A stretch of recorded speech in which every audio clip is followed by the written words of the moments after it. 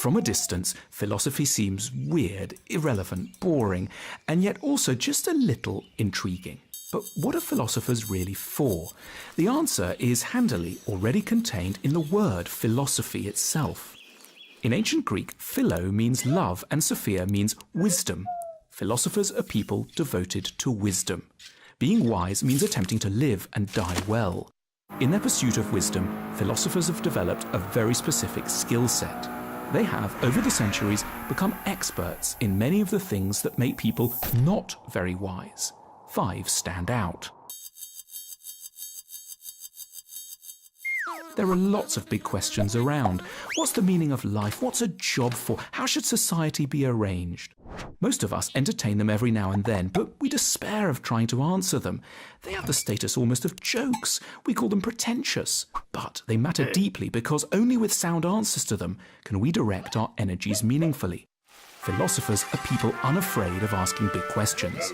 They have, over the centuries, asked the very largest.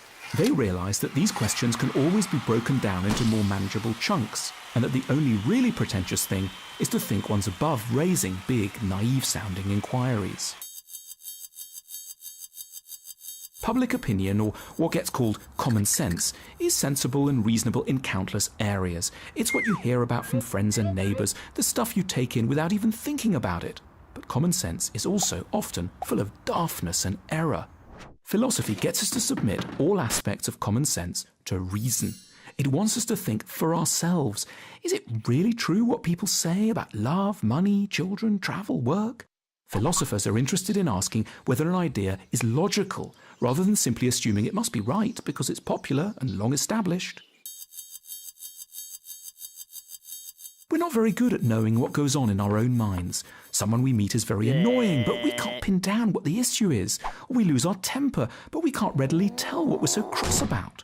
We lack insights into our own satisfactions and dislikes. That's why we need to examine our own minds.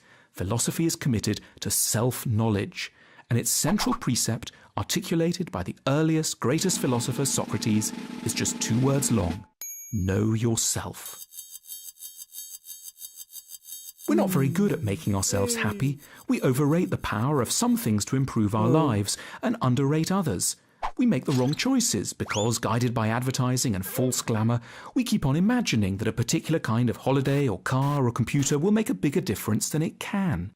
At the same time, we underestimate the contribution of other things, like going for a walk, which may have little prestige but can contribute deeply to the character of existence. Philosophers seek to be wise by getting more precise about the activities and attitudes that really can help our lives to go better. Philosophers are good at keeping a sense of what really matters and what doesn't. On hearing the news that he'd lost all his possessions in a shipwreck, the Stoic philosopher Zeno simply said, "Fortune commands me to be a less encumbered philosopher."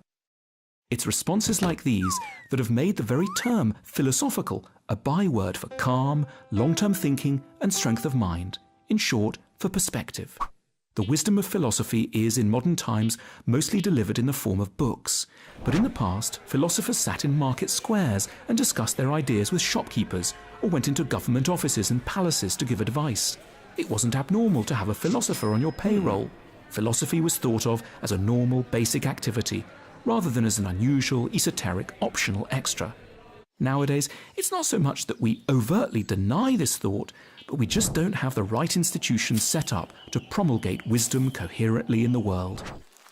In the future, though, when the value of philosophy is a little clearer, we can expect to meet more philosophers in daily life. They won't be locked up, living mainly in university departments, because the points at which our unwisdom bites and messes up our lives are multiple and urgently need attention right now.